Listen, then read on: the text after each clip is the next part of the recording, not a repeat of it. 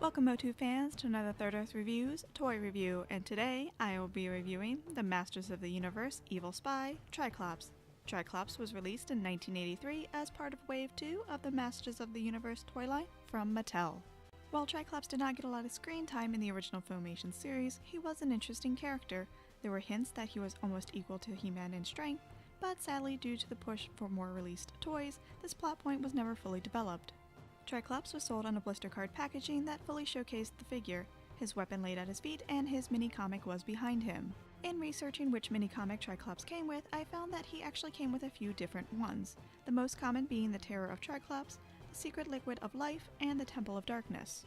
I'm not sure if these mini-comics depended on the region the figure was released in, or if there was a difference in any re-released figures in later waves. So if you have any information, please let me know in the comments below.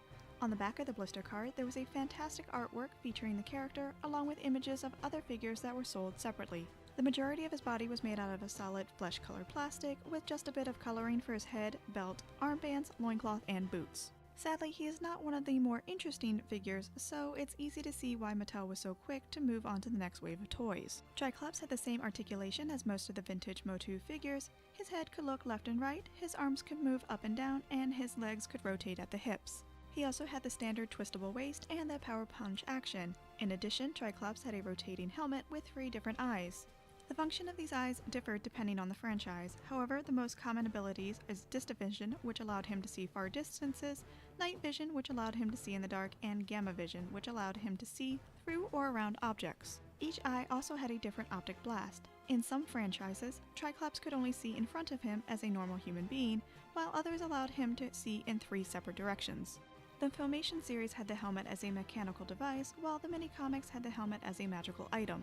Tri-Klops came standard with a removable armor, longsword, and warrior ring.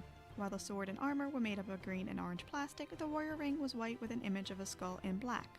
The commemorative reissue and some of the international figures, such as the Brazilian release, did not include the ring. Tri-Klops did have a few variations. The 2 most notable would be the facial sculpt for the figure.